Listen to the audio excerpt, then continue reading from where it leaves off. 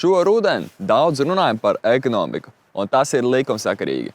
Daudz vidusskolēni jau tagad plāno savu nākotni saistīt ar uzņēmējdarbību. Iespējams, kāds jau mēģina veidot savu mazo biznesu paralēli mācībām, tāpēc tas ir, par ko mēs šajā raidījumā šodien runāsim. Būs ne tikai interesanti, bet arī noderīgi tiem, kuri uz pasaules biznesu raugās ar vērienu. Lai saņemtu atbildes uz jautājumiem vai, kā un cik, došos uz ekonomikas ministriju, kā arī uz attīstības finanšu institūciju Altum. Uzņēmējdarbības uzsākšanai, īpaši jauniešiem, trūkst starta kapitāls. Kur jaunieši var iet pēc palīdzības? Ja drīkst atbildēt sākumā mazliet ar humoru, tad varbūt esat dzirdējis par tādu terminu kā 3F, jeb Fools, Friends and Family. Latviski tas būs draugi, ģimene un cilvēki, kas ir noticējuši jūsu idejai, bet kamēr savukārt cita sabiedrība vēl to nav pieņēmusi. Ja?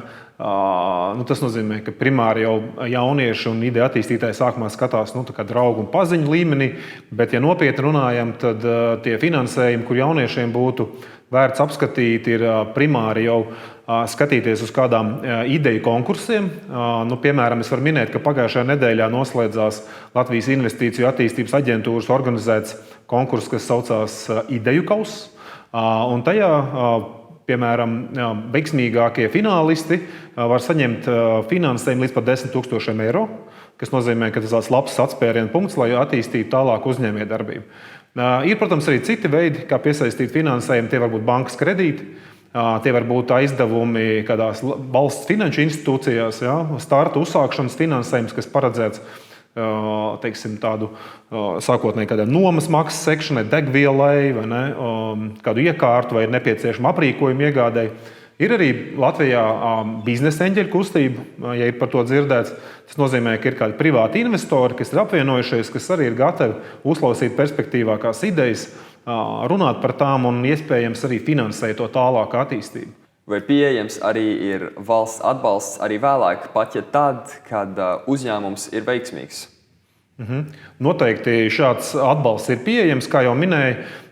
Ir pieejams finansējums, kas būtu startam uzsākšanai, kur varbūt nav nepieciešama sākotnēji tāda pieredze šai komandai, kas attīsta uzņēmumu, bet tajā brīdī, kad uzņēmuma komanda jau ir pietiekami nobriedusi, kad šis uzņēmums ir sasniedzis kaut kādu vecumu, piemēram, ir jau gads nostrādāts, ir kaut kāds darbinieku skaits jau uzņēmumā, tad ir iespēja vērsties atkal šai gadījumā, piemēram, pie valsts finanšu institūcijas Altum, kā piemērs, kur jūs varat saņemt arī šo finansējumu tālāku uzņēmumu attīstībai. Arī tas var būt vēl atkal jaunu iekārtu, iegādu materiāli, atkal kādas lietas, kas saistītas ar apgrozāmo līdzekļu palielināšanu, bet noteikti tad finansējumi ir daudz lielāki nekā tajā starta stadijā. Vai pāris vārdos varat pastāstīt, kas tad ir Altum un kāpēc man kā topošam biznesmenim tas būtu jāzina?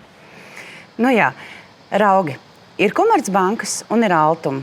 Altum ir valsts attīstības institūcija un Komercbankas finansē uzņēmējus kaut kādās noteiktos segmentos un viņu biznesa idejas un plānus. Un ir kaut kādas lietas, ko Komercbankas nefinansē. To finansē Altum. Bet tāpat laikā šīs pašas biznesa idejas ir dzīvotspējīgas, interesantas, viņas var būt atšķirīgas un viņas var būt tirgū un uzņēmējs var šajā jomā darboties, ko viņš ir iecerējis. Kādi būtu tie pirmie soļi, kuri jaunietim jāveic, lai saņemtu atbalstu no Altum priekš sava pirmā biznesa? Paši pirmie soļi būtu jāveic, ka skolā jāmācās. Sāksim ar to, jāmāk aprēķināt un jāapgūst tās pamatlietas. Bet, lai nāktu uz Altumu, jāsaprot, kāda būtu ideja, ko tu gribētu darīt, kas būtu tas, kas tev šķistu interesanti. Un tad, kad tu zini to, ko tu gribētu darīt, uz baltas lapas vajadzētu uzlikt tāds elementārs aprēķins. Cik naudas būtu vajadzīgs, lai to darītu, ar ko tas atšķirsies, kā tu pārdosi to, ko tu darīsi, kur tu pārdosi, kāds varētu būt mārketings. Un tad tāds aprēķins, cik naudas ir vajadzīgs, lai uzsāk, kad būs pirmais eiro ienāks atpakaļ, kad to reizi nopelnīt, un kā tas izskatīsies kaut kādā laiku griezumā. Tāda vienmēr sakot, tāda kārtīga aprēķināšana būtu vajadzīga tam, ko gribētu uzsākt darīt. Vai es varu saņemt kaut kādu atbalstu no Altum, ja es joprojām mācos skolā? Ja tev ir 18 gadi un tev ir laba ideja un tu gribi uzsākt savu uzņēmēju darbību kaut nelielu, mums ir piemēram, ka var lieliski tirgot zāļu tējas visā pasaulē un eksportēt. Jā, tad droši, ja tu vari aprēķināt un parādīt to, ka tava ideja būs spējīga un dzīvotspējīga un pelnīs, tad tu to vari uzsākt. Ar ko atšķiras bankas kredīts no valsts aizdevuma? Jāsaka tā, ka primāri jau privāto banku mērķis ir nopelnīt.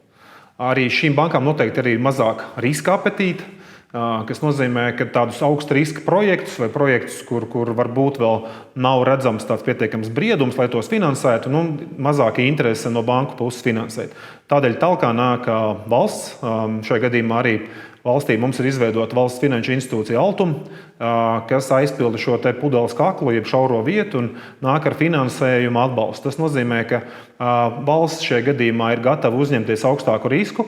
Valsts mērķis nav tik daudz nopelnīt, kā atbalstīt uzņēmējdarbību, veicināt uzņēmējdarbības attīstību, meklēt šīs jaunās perspektīvās idejas, tā skaitā tās, kas nāk no jauniešiem, un mēģināt tās nofinansēt. Protams, apzināmies arī, ka šis finansējums arī tiek piešķirts vērtējot projektu, skatoties, kāds ir piedāvājums, kas ir komanda, kāda ir kompetence, vai būs pietiekama jauda šo projektu attīstīt. Noteikti tas arī tiek ņemts vērā, bet tā atšķirība primāri ir tāda, ka vienā pusē bankām ir tāda mazāka riska apetīte, bet valsts ir gatava nākt iekšā arī riskantākos projektos un finansēt tos. Kāda veida atbalstu var saņemt jaunie uzņēmēji, kuriem vēl nav bijusi nekāda uzņēmējdarbības pieredze? Var saņemt aizdevumu biznesa uzsākšanai. Mums tieši nav svarīgi, vai tev ir bijusi iepriekšējā pieredze vai nē. Ja tev ir laba ideja un tu arī ar to uzsākt un pelnīt, tad mēs šādas idejas atbalstīsim. Tās arī var būt nelielas summas, un tas arī var būt pašnodarbinātais. Mums ir piemēram, kā ugunskura aizskurus izdomājot, var nofinansēt vai tos pašus, piemēram, zālājus, kaut kādus gardumus audzē, no zaļumus audzē. Ja? Tam nav nozīmes, ko tu gribi darīt. Tu vari taisīt snowboarda dēli, tu vari domāt no koka kaut ko izgatavot, tu vari domāt kaut ko datorprogrammās, tu vari domāt dronu, kurš ganīs govs, piemēram, vai ko citu. Ideja ierobežojums nav. Protams, ir nozares, kuras mēs nefinansējam. Tas ir pasaulē populārs nozares, ko nefinansē neviena kredīta iestādes vai kredītdevēji, bet pārējām visām absolūti nav nekāda ierobežojuma. Vai ir kādas nozares, kurām Altum dod priekšroku izsniedzot finansējumu jaunajiem uzņēmējiem? Jā, dzīvotspējīgiem projektiem, bet, protams, mums patīk finansēt inovatīvas lietas arī. Piemēram, zaļie projekti, digitālie projekti, energoresursu taupīgie projekti. Viss, kas šobrīd saistīts ar mūsdienu tehnoloģijām, bet mēs tāpat arī finansējam standarta projekts. Ja grib izliet sveces un tirgot tās, arī tādas idejas mēs varēsim nofinansēt. Tieši tiek dzirdēts tagad, ka nākotnē varēs pelnīt ļoti daudz ar inovācijām. Kas tad īsti ir inovācija? Un kāpēc tā var nest lielāku peļņu? Jāsaka tā, ka primāri inovācija ir rezultāts. Ja? Tajā brīdī, kad kāds domā, ka viņam ir forša ideja, varbūt ir kāda prototips izstrādāts, tā vēl nebūs inovācija. Ja? Inovācija būs tad, kad tas jau būs ieviests tirgu, kad kāds par to gribēs samaksāt. Ja? Un primāri tā vienkāršot sakot, tad inovācija ir kaut kas, kas padara cilvēku dzīvi vienkāršāku. Ja? Kādi uzlabojumi tehnoloģijās, procesos, pakalpojumos. Mēs varam ņemt kaut vai piemērus. Jūs iztēlojaties telefonus. Kādi tie bija pirms gadiem 50, 60, tie bija lieli, ar tiem varēja tikai zvanīt. Šobrīd mobīlie telefoni ir kabatas izmēra, tie ir aprīkoti ar kamerām, ar tiem var spēlēt spēles, tiem var izmantot internetu. Cilvēki ir gatavi maksāt par šādiem telefoniem, bet noteikti nav vairs gatavi maksāt par tiem telefoniem, kas bija pirms 50 gadiem. Cits piemērs atkal. Varam ņemt datorspēles. Jauniešiem noteikti aktuāla tēma. Atceramies 90. gadi, varbūt manā jaunībā datorspēles bija vienkāršas, tās grafikas bija vienkāršas. Viņas varbūt nebija tik krāsainas. Šobrīd datorspēles ir aizgājušas tik tālu, ka tās jau ir spēlējamies reāli laikā. Tām ir ļoti laba izšķirtspēja, grafika. Un cilvēki, kas patērē šīs datorspēles, ir gatavi maksāt vairāk par to un attiecīgi par šo inovāciju samaksāt vairāk. Vēl viena lieta, ko es gribētu teikt, ka inovācija nevajadzētu skatīties tikai tādā produkta, ja pakalpojuma inovācija. Inovācija var būt arī tas, kas, piemēram, uzņēmumā palīdz šo uzņēmumu darbību padarīt, produktīvāku. Jā, tie var būt iekšējie uzlabojumi. Un gribētu arī piebilst vienu piemēru no Latvijas par inovācijām. Piemēram, tagad daudzas pasaules valstis darbojās šajā atjaunojamās enerģijas jomā. Ja? Uzstāda šīs vēja turbīnas, un ir liela problēma, kā tīrīt šīs vēja turbīnas. Ja? Tad to parasti dara cilvēks ar rokām, kāpj augšā, un noteikti tas ir gan bīstams, gan dārgs un sarežģīts darbs. Ir Latvijas uzņēmums, kurš ir attīstījis robottehnoloģijas, kas ir pieprasīts pasaulē, lai tīrītu šīs iekārtas. Ja?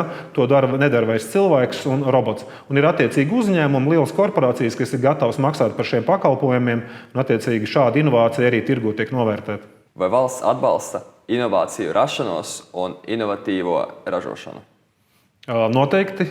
Vismaz mēs, kā ekonomikas ministrija, kur atbild par inovāciju politiku, uz šo skatāmies nopietni. Un atbalsts inovācijām tiek paredzēts gan grantu veidā, kas nozīmē tādu savu veidu dāvinājumu uzņēmumiem, kas nozīmē, ka uzņēmumi var pieteikties projektu īstenošanai, attīstīt šīs idejas, un šis grants nav jāatgriež atpakaļ valstī. Ir, protams, arī atbalsta veidi, kas ir finanšu instrumenti, kas nozīmē, ka jums kādi līdzekļi tiek aizdoti, tie pēc tam jāatgriež atpakaļ, kad jūs sākat pelnīt, kad jūs varbūt arī eksportējat un esat sasnieguši kādus mērķus. Gribētu teikt, ka tas atbalsts, kas ir ekonomikas ministrijai, ir diezgan labi nosakts. Mums ir atbalsts, kas ir paredzēts tādām biznesa ideju sākotnējai attīstīšanai, pat varbūt tādām lietām kā apmācībām un mentoringam, un līdz pat tādam atbalstam, kas jau ir vairāk 100 000 vai miljonu vērts, tādiem nopietnākiem uzņēmumiem ar augstāku gatavību šādas projekts arī īstenot. Tā kā noteikti ekonomikas ministrija atbalsta šādas projektus un arī atbalsta inovāciju ieviešanu ražošanā. Ko jūs novēlētu tiem jauniem uzņēmējiem, kuri grib uzsākt savu uzņēmumu, bet baidās no tā? Protams, gribas novēlēt, nebaidīties, būt drosmīgiem. Mūs var sastapt arī dažādos semināros. Mēs ļoti labi sadarbojamies ar Latvijas Investīcijas attīstības aģentūru. Mēs dalāmies ar savām pieredzēm, zināšanām, tāpat arī ar dažādām citām organizācijām. Ļoti daudz semināru, ap citu, ir bez maksas, kur var iet apgūt, pieņemsim, finanšu pratību, meklēt idejas, komunicēt. Un es ieteiktu, novēlētu būt drosmīgiem, jo drosmīgiem pieder pasaule. Tūlīt pēc dažām minūtēm beigsies mūsu 14. sezona, un mēs apbrauc kolosāli raidījums. Un es jums gribēju pateikt, liels jums paldies. Šīs bija ļoti interesants 10 nedēļas, gan priekš manīm, gan arī priekš visiem skatītājiem. Ko jūs novēlētu tiem jauniešiem, kuriem ir šaubas par savu biznesu uzsākšanu? Es novēlētu pirmkārt uzdrīkstēties. Mēģināt, nesatraukties par to, kas būs rezultāts, bet sākt un darīt. Faktiski mēs ekonomikas ministrijā noteikti sagaidām, ka jaunieši ir uzņēmējspējīgi, ka šīs prasmes jau ir skolā ieliktas, ka mēs domājam par radošumu, par spēju atraisīt savas idejas un realizēt savus sapņus. Un faktiski uzņēmējdarbība ir par šo mērķi, realizēt sevi, sasniegt kaut kādus tālākus noliktus mērķus un izpildīt tos. Tā kā es aicinātu jebkuru jaunieti nenobīties un tiešām skatīties uz tām iespējām, kas ir apkārt, un realizēt savus sapņus, īstenojot to uzņēmējdarbībā. Tagad tu zini, ka neviena tava ideja nav par lielu un pārdrošu. Tu vari veidot savu biznesa plānu, konsultēties, mācīties, izstrādāt prototipus, prezentēt savu ideju, piesaistīt investorus un pārliecināt Altu un Lija, ka tava ideja ir konkurētspējīga pasaules tirgu un ir pelnījusi atbalstu. Un, protams, gala rezultātā tu vari īstenot savu ideju un nopelnīt savu pirmo miljonu. Atcerieties, ko mūsu pirmajā raidījumā teica ekonomikas ministrs. Mums Latvijā ir vienradži. Kāpēc, lai viens no tiem nebūtu tu?